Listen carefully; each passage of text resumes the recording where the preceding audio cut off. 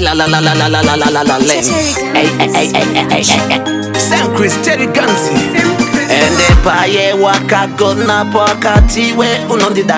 Mushure mekusuwa ndichichema ndichishaya nondida. Inini dokta ndekti uri uva.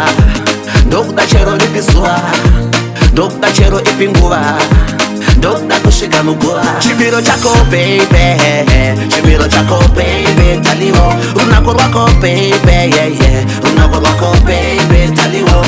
Tiwe wasofata moyo wangu. Ufunge watosa tisa upenyu wangu. Tiwe wasofata moyo wangu. Ufunge watosa tisa upenyu wangu. Ini anebo mirako kufunga nyango nirifa. Ende ndicharamba ndichiku dashika mukofa.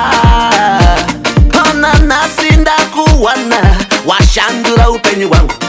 Ende pase panda chaka waibepo wakamirira ini. Chibiro chako baby. Chibiro chako baby. Taliwo. Unako wako baby. Yeah yeah. Unako wako baby. Taliwo. Tiwe wasofata moyo wangu. Ufunge watosa tisa upenyu wangu. Tiwe wasofata moyo wangu. Ufunge watosa tisa upenyu wangu. Penendi chako itira sha unoda. Chipego shese nesha unoda kuchka. Diripo iwe baby kia usambochka. Hakuna kana mumwe mskana wandi ngamboda. Inini dokta nekti uri uva. Dokta chero nipisuwa.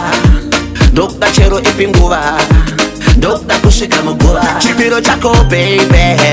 Chibiro chako baby. Taliwo. Unako wako baby. Yeah yeah. Unako wako baby. Taliwo. Tiwe wasofata moyo wangu. Ufunge watosa tisa upenyu wangu. Tiwe wasofata moyo wangu. Ufunge watosa tisa upenyu wangu. Ini anebo mirako kufunga nyango nirifa. Ende ndicharamba ndichiku dashika mukofa. Ona nasinda kuwana washandura upenyu wangu. Ende pase panda chaka waibepo wakamirira ini. Chibiro chako baby. Chibiro chako baby. Taliwo. Unako wako baby. Yeah yeah. Unako wako baby. Taliwo. Tiwe wasofata moyo wangu. Ufunge watosa tisa upenyu wangu. Tiwe wasofata moyo wangu. Ufunge watosa tisa upenyu wangu.